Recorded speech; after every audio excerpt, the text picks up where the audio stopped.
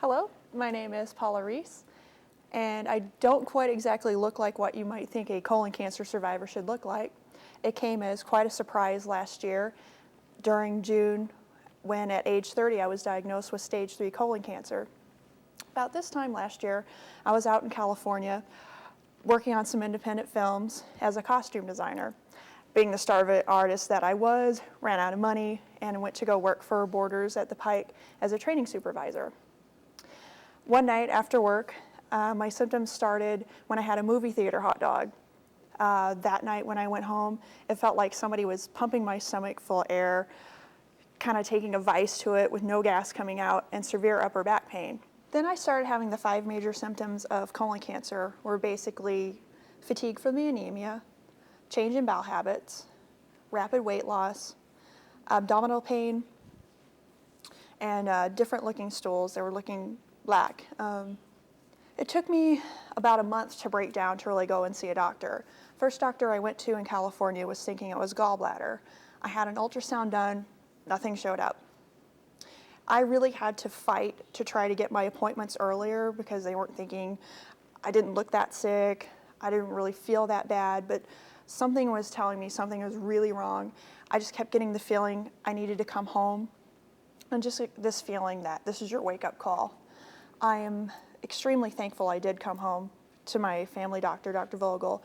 He never gave up on trying to figure out what was really wrong with me and put together my wonderful treatment team. It really took until the 3rd scan, which was the CT scan, for the tumor to show up. My surgeon and my oncologist could not figure out how in the world the doctor in California could have missed the egg-sized tumor that was in my colon and the baseball-sized tumor that's wrapped around the head of my pancreas.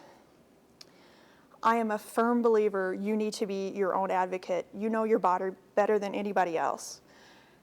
And you know when something is really wrong with you. Cancer was the furthest thing from my mind. I've had 1 surgery so far, which was to resect my colon. At that time, the rest of the tumor was too large to get out. It would only been a 10% survival rate at that time. So I went up to Indianapolis and was basically told they needed to shrink down the remaining tumor in order to be able to operate. Thank God, after 12 cycles of chemo, the tumor has now shrunk to an operable size, which is the whole reason why I'm not here today, is because I am currently recovering from my 2nd surgery up at IU in Indianapolis. My immediate goal is to be able to recover from the surgery within a month to be able to do the colon cancer walk in Evansville on April the 7th. My long-term goal is to get as many people screened for colon cancer 50 or over who need it. And also, if you have a history of colon cancer, you need to get screened, period. Whenever I found out I was diagnosed with colon cancer, my first thought was for my family to get them checked out. Thank God I did, because at age 40, my sister had 1 polyp in her. It came back as non-cancerous, but by age 50, who knows? This was not a chance I was willing to take with the people I love most in this world.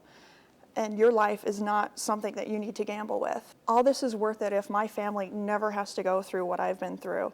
And you do not need to go through this either if it is caught before it even has a chance to even start. Colonoscopies are not as scary as you think. They do not hurt. And even though you may be hating life the day before with the prep, they are completely worth it.